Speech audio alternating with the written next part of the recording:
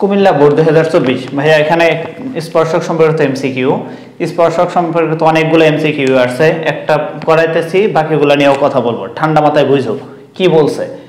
5 centimetre ব্যাসার্ধ এবং 3 centimetre ব্যাসার্ধ বিশিষ্ট দুটি বৃত্ত।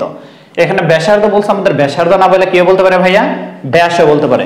ব্যাস যদি বলে তাহলে যেটার ব্যাস বলবো সেটার অর্ধেক নিয়ে নিবা মনে মনে। ধরো 10 সেন্টিমিটার ব্যাস দিয়ে আছে, সেটার অর্ধেক মানে 5 মনে মনে ধরবা।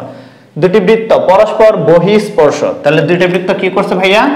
বহিঃস্পর্শ করছে। আগে বহিঃস্পর্শ যেহেতু করছে আমি বহিঃস্পর্শ করলাম। এই একটা বৃত্ত, এই একটা বৃত্ত, এটার ব্যাস একটা ছোট একটা বড়, যেহেতু ব্যাসার্ধ একটা ছোট নিতেছি আমি, এই একটা সাপোজ এটা কেন্দ্র, এটা কেন্দ্র, এটা আমাদের বলছে হলো কি এটা হচ্ছে 5 সেন্টিমিটার, এটা হচ্ছে কত সেন্টিমিটার ভাইয়া?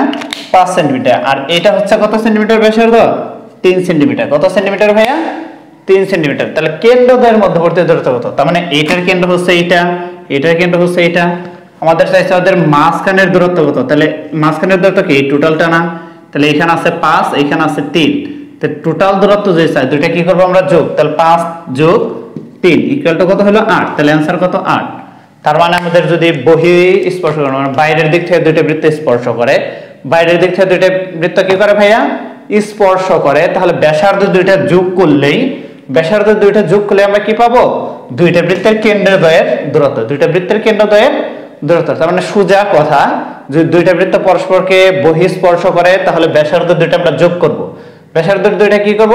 যোগ করব। আর যদি অন্তঃস্পর্শ করে মানে ভিতরে, সেম প্রশ্নটাই ভাইয়া, ধরা বললো যে অন্তঃস্পর্শ করছে, তাহলে এইটা হচ্ছে আমাদের 5 আর এটা হচ্ছে আমাদের 3। সাপোজ এটা হচ্ছে 3, এটুকু হচ্ছে 3 আর এটুকু হচ্ছে আমাদের 5। খেয়াল করো ভাইয়া যে এইটুকু এই জায়গা থেকে এই পর্যন্ত হচ্ছে আমাদের 5 আর এই জায়গা থেকে এই পর্যন্ত হচ্ছে 3, এই জায়গা থেকে হচ্ছে 5, এই জায়গা থেকে 3। তাহলে অন্তঃস্পর্শ যদি করে তাহলে এই যে কেন্দ্র আর এই যে কেন্দ্র, তাহলে এই কেন্দ্রের দূরত্ব কোনটুকু? এইটুকু। তো মানে এইটুকু কত? 5 এর থেকে 3 বাদ গেল, 5 এর থেকে কত বাদ গেছে? 3। তাহলে 5 মাইনাস কত? 3, তাহলে কত পাবো? 2।